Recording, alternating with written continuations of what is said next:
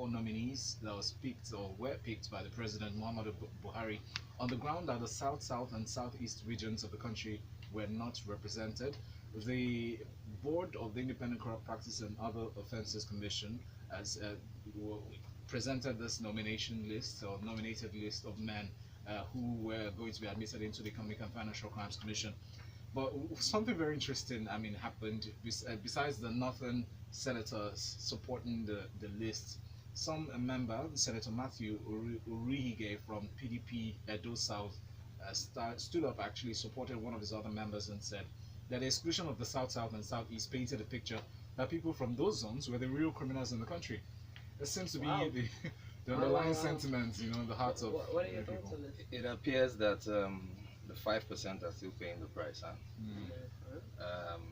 Looking at this story, it just shows us that we're still dealing with a tone-deaf administration, if I might say so. There's a huge sentimental backlash whenever we have to deal with these issues of who's from where in Nigeria and who gets what appointment. Okay, so here you have a very high-profile agency, the EFCC. It's been mired in drama since the beginning of this administration, from the non-confirmation of the chairman himself and all of that. So here again, we have people being appointed to the board, and the committee that reviewed it is saying, hey, we have 4 people in a 6 position. So in a 6-position agency, or in a situation where you have 6 positions that need to be filled, the chairman and the secretary are already filled out by people from the north and the southwest, and 4 more people are being appointed to the exclusion of these other zones of the country. So clearly, there's going to be backlash. You should have seen this coming. And so once again, we're caught up in the drama of who's from where. Absolutely. Now, there's a certain nuance that I like to approach this kind of issues with. On the one hand, I really do think that the federal character principle needs to be looked at again. At its inception, there were clear reasons for how it was structured, why it was structured. Yes. But we cannot continue to stay in the twilight zone of underdevelopment because we are pandering to what I would call parochial interests and ethnic sentiments. Exactly. So there is a place for meritocracy. However, we are still a plural society, so we must keep in consideration the fact that there are segments of the country that must be, the phrase we like to use, carried along. So or at least considered. So perhaps something that could have happened or should have happened in this situation is to say, well, for these and these reasons, this is why we've chosen these individuals. We think they're of this particular caliber. These are their qualifications, and we did consider other candidates from these areas, just in the interest of transparency, because when it comes down to it, it feels as though one of the biggest issues is really a transparency issue, because people do feel, based on the end result and the decision, that certain parts of the country were not considered at all, but that's not necessarily the case, is it? Yeah, they actually did say that they've recommended these people based on experience and competence. But like I just said, there's room for that. In fact, that should be first consideration. That should be first consideration. And that should be the first criticism when people are criticizing appointments. Yes. So they have said that we consider experience, we consider competence, but I'm saying experience and competence is enough. That's it should be. But my question is, are they mentioning the consideration in terms of the ethnic diversity and saying that we consider for people from these other, or these were other candidates they are considered? silent on that. And that's something that should be addressed, considering that it will always come up. It will, yes. So this was an own goal. That's the summary of that. Interesting, Justin. Thank you so very much. Moving on to the next story now from Daily Times. A Nigerian Army court-martials 12 officers in Enugu.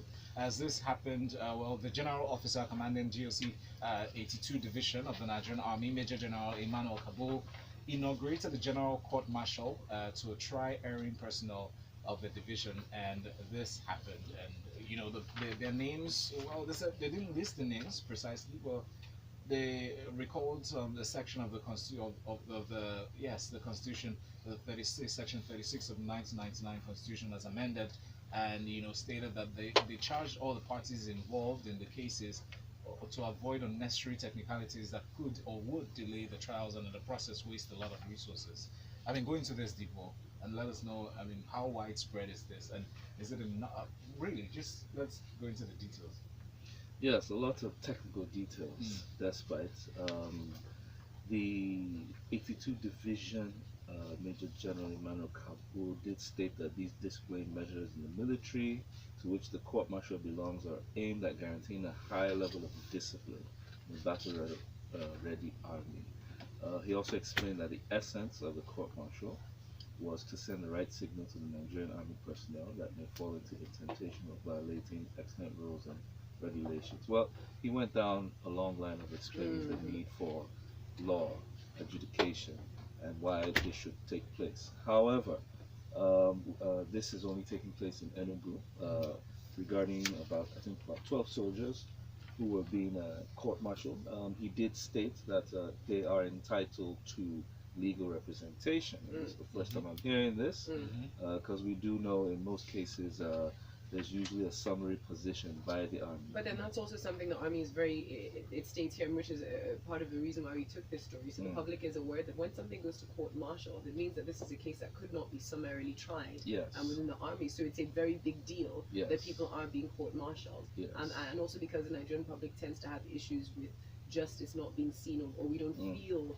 that justice is being done. So having this public announcement and display that, listen, these are 12 officers that had to be taken to this extent, and trying to show a sort of fairness in how it is carried out.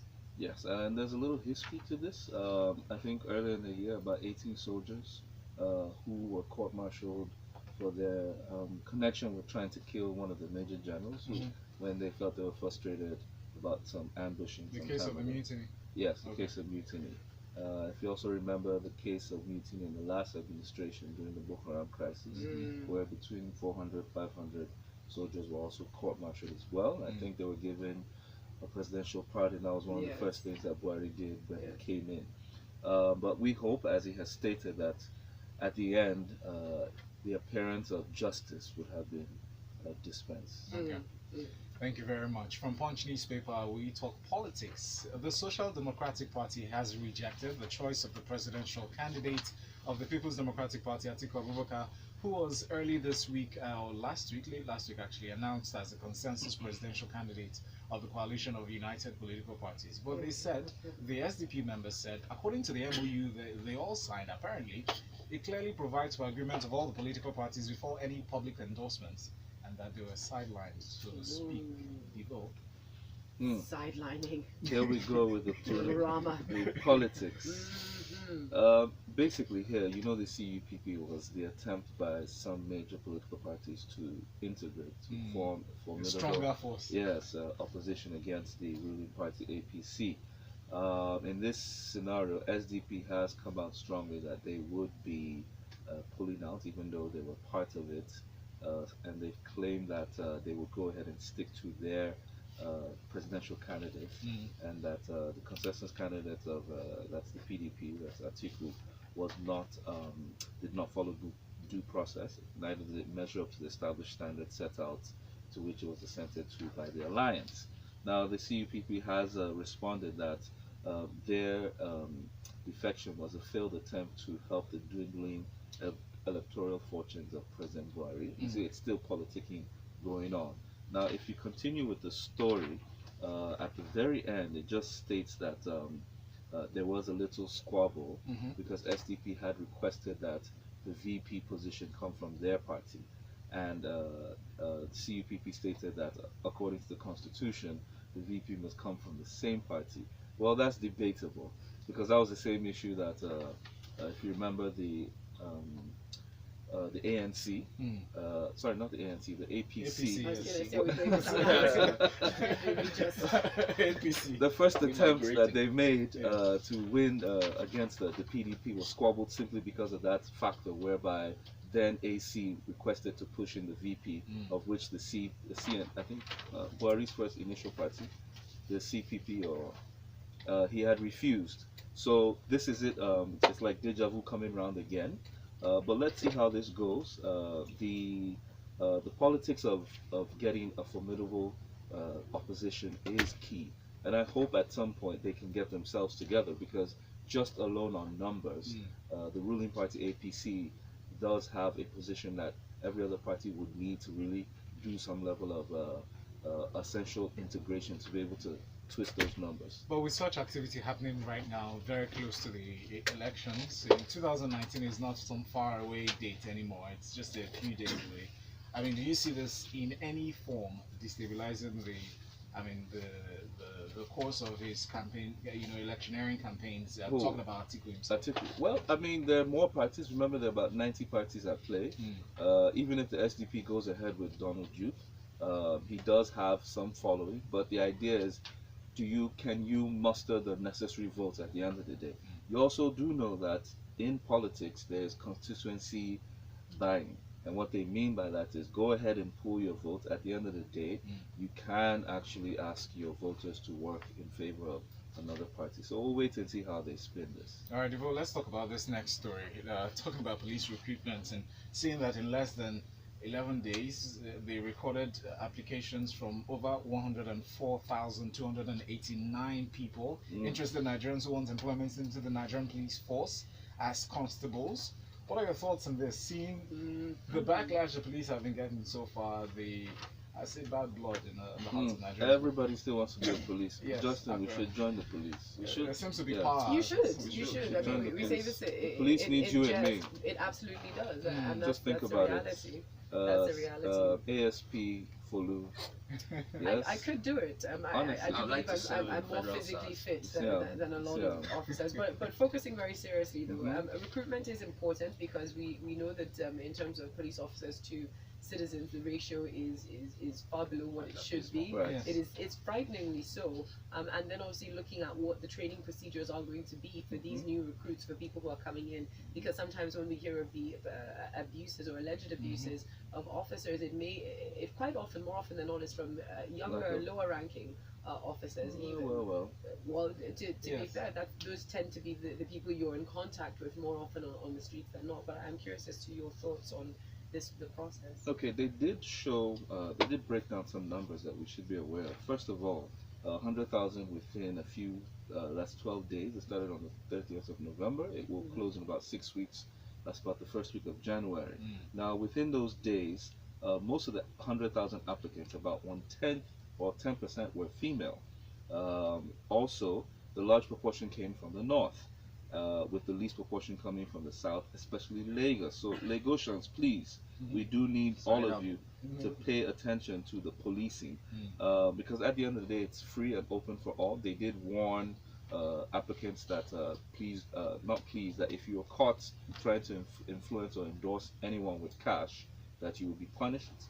There is a stiff penalty on it, and that they announced their website. That was the Commission's portal, www.nigeriapolicecareers.net. So it's still open, so we're looking forward to more people applying.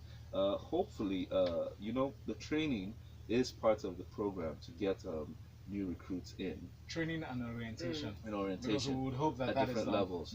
Now, I expect to hear more from the Minister of Internal Affairs, that's Dan Bazal, regarding police recruitment, because I have met a few, how would I call it, elite-looking policemen that shocked me. And when I questioned whether they were truly police, shocked in a good way. Yes, in a good way. Okay. They did mention that the police, even though it hadn't gone so far, police was making efforts to ensure that they recruited graduates, recruited people who had some educational background. Yes. All right, let's get to a few of these messages that have come through up on WhatsApp. IK sent in a WhatsApp message saying it's not just about transparency, it's also something called diversity that's present even at the workplace. The point is that this government is tone deaf and takes the people for granted, says IK. I don't know that all workplaces are necessarily conscious of hiring diversity, but thank you very much for that. I appreciate it. It's an ideal. Still, it is an ideal. There's more coming in. Gengus says, unfortunately, in Nigeria, we run a politics of compensation. You compensate the people of a region that voted massively for you to assume a political office with appointment as a form of gratitude. The people of the Southeast and Southsouth did not vote massively for the ABC, and that is the reason, says Gengus, that they're always neglected when it comes to political appointments. It is as simple as that, and I'm sure that lessons have been learned, I think, is what he attempts to put down there. Very fascinating indeed. Still more coming through here. Trevor Noah Lapel Pin says people aren't interested in being with police, they just want jobs, they need food on the table. Thank you very much, true that. Don't forget to also tweet at us. Please just use the hashtag FreshlyPressed981 so we can read your tweets. Up next, let's talk about 2019, shall we? So the presidential candidate signed a peace accord according to the Thisday newspaper, but not everyone was present. Most notably absent, main challenger to the current administration, Alhaji Atiku Abubakar, was absent, and also Oshore was absent. Now, it doesn't say in this particular newspaper why that was the case, but the Premium Times does talk about it. And Atiku Abubakar says he wasn't invited. He never received a formal invite, he said. However, the Matthew Kuka, who's a Catholic bishop and one of the proponents of the accord, told the Premium Times that the committee had absolutely sent an invitation to Mr. Abubakar, who is the main challenger to Mr. Buhari at the general elections coming up in February. So your thoughts on this peace accord? Very important. It's meant for candidates are agreed to run issues-based campaigns, to refrain from making or causing declarations or speeches that could incite violence during or after the elections. I mean, it's a good spirit document, but I'm curious as to your thoughts. And Justin, please do chip in as well if you've got things you want to say on this story. Yes, we called it the peaceless accord because every time this happens, there's always one issue behind the scene that's causing some rancor. Who do we believe? Bishop Kuka, the spiritual man that said he sent it, or the presidential candidate that said I didn't receive? Maybe it got lost in the mail. Maybe there are many offices or many people who are working for their campaign. Maybe those same rats that got into the president's office, maybe chew them away. They don't exist anymore. Let's be realistic as to the number of people who is responsible for receiving. Yes, but in this case, the president was there. Yes. And all of there were other other people top, there yes, as well. and when they gather together to say this, it's not really a legal position, neither is it constitutional. It's rather ceremonial and a position of morality. And the real import here is that the objectives of this peace accord, we expect the parties and the candidates to actually transcend or translate what they're agreeing to their parties and their followers. Yes. Because in most cases, when it starts to happen, what they claim is, I knew nothing about it, it wasn't me, we had told them, and that's the reality here. So many times when this takes place, a lot of people dismiss it on the account of they're just talking, they're just acting, they've started with the charades again. There's discord in this accord. If you ask me, the bickering about I got a mail, I didn't get a mail, I got an invite, I didn't get an invite. A formal, and please note, there's a specific he did say formal. That's yes. hair splitting, if you I ask me. think so. Because if I had a fight with Devoe and I wanted to make peace with Devoe, You I would go? probably pick up the phone and call Devoe. Now, how many aspirants do we have? How many people do we have that actually need to be in the room to sign the peace accord? Whoever the convener is, yeah, you have people working for you and all that, but I think if I were doing this and I had to get an Atiku in the room and President Buhari in the room, I'll probably make a phone call and say, sir, we are doing this. But again, Justin, that's why I'm noting what was the hair splitting, yes, formal, because it would indicate that they were aware that this was happening and they were Are we probably aware of defining what was formal going to happen. strictly as in writing? There is formal communication that could be. I think formal is strictly in writing, Really? because when people make phone calls and they say, okay, you've called me, let's send me formal invitation. Yes. That's how we. That's how we Because deal for them with to things say, here. for them to request specifically for a formal invitation means they knew You somehow. were aware. Somebody reached out. Well, we'll let it It's slide. different But to say if I had no knowledge of this. Remember those demons in Asorok? They show up, at the very unsuspecting times. we have But your presidents point is well talk to taken, one Justin. another Yes. via Yes. telephone calls, right? Yes. It's formal, right? Yeah. Well, So it is. See what I mean? Some presidents don't have they just call when they're not supposed to call, and They they shall recognize need people to. they're not supposed to recognize. They need to get on the road to peace. Understood. Thank you very much for that, Justin. Speaking we about still don't roads, have lights. Speaking of roads, Justin, let's come to this next one from the Punch newspaper. Unruly motorists risk 3 years imprisonment. Lagos is getting very serious about this. Just yesterday we spoke about how our governor, who again we don't hear very much from these days, had spoken up at a LASMA meeting talking about the number of LASMA officials that were killed in the line of duty, which is really quite sad stuff if you think about it, when all they've got to protect them is the law. Yes. But right now the Lagos State government is officially warning that motorists that fail to comply with the state's traffic laws are risking up to 3 years in prison. There was a statement made on Tuesday by the State Attorney General and the Commissioner for Justice, Mr. Adeniji Kazim, who said that apart from imprisonment also, motorists that have a habit of violating traffic laws also risk the forfeiture of their vehicles to the state government. What are your thoughts on this, considering the state that we've been in, and looking at how motorists act on the roads these days. I'm tempted to clap at that last part. I'm serious because you see everybody beating red lights. But please go on. These Lagos roads. These Lagos roads. Yes. Yeah. People, we need to simply obey the law. It's completely unacceptable that we reduce ourselves, and sometimes people blame politicians and all that. But if people get the government they deserve, they say, we are unruly out there, and people need to keep themselves in check. I mean,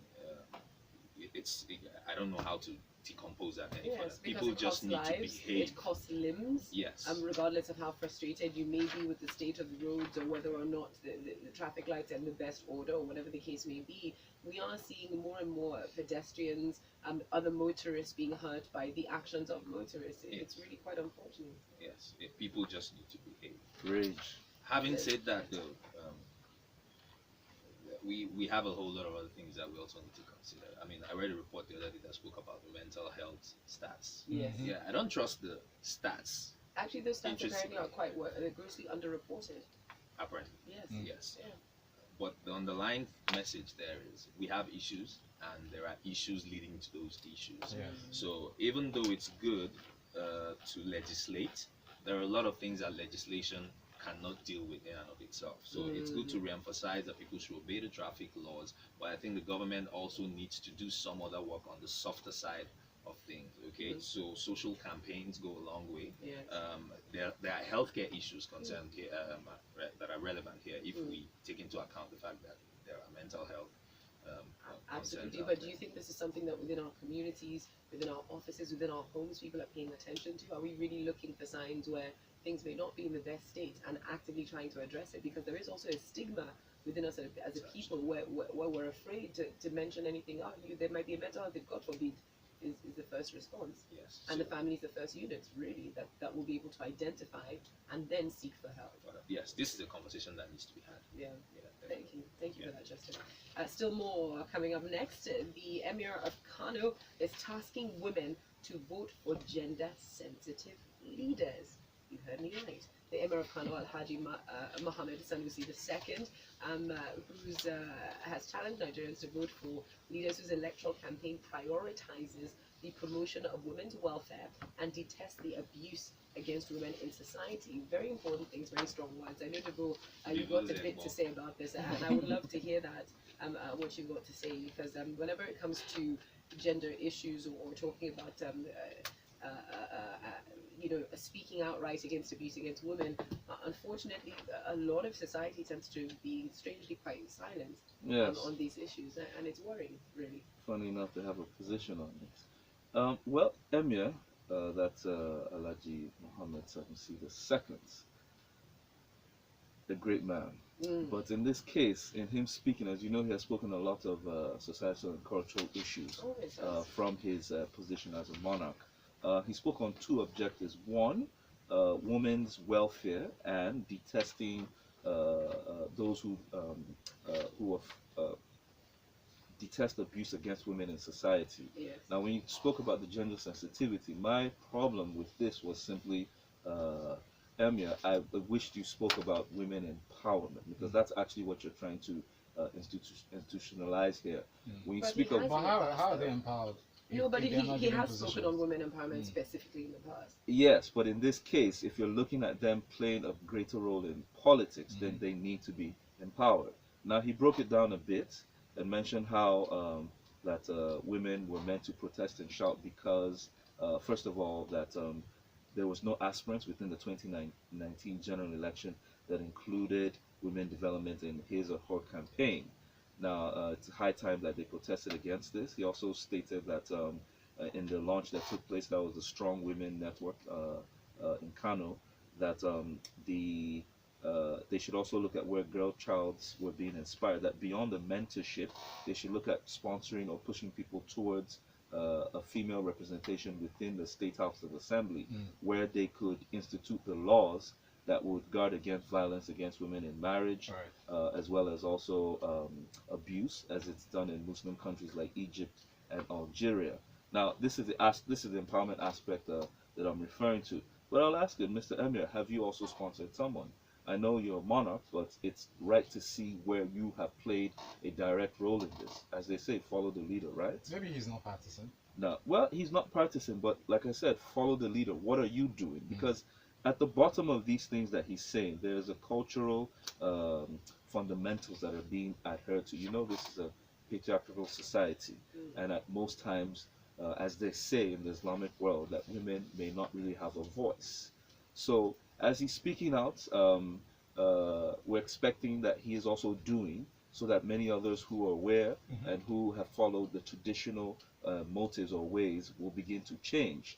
As they say in the World Bank and the EU, if you empower women, you have improved the GDP of that economy ×4. That's right. Yeah, so that's what we're looking at him doing, so that we can begin to see this change take place, especially in these areas within northern Nigeria. All right. Thank you. All right, thank you very much. I will say though that while you were talking, I had to very quickly look up his role when it comes to girl child education, key to development. He's actually been quite active in those areas. So if you just do a quick search, you'll find that he has been present. So I think he is trying to walk the talk.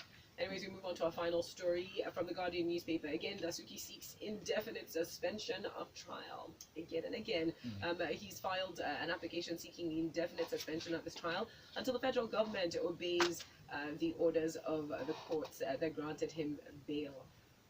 Very quickly, Devoe. Yes, will we ever get to the end of this sad story? Will we? Legally, one, he prayed the court to adjourn the case, sine die, until the court complies with the judgment that came from Justice Ijeoma Ojukwu on the 28th, where he got his bail from.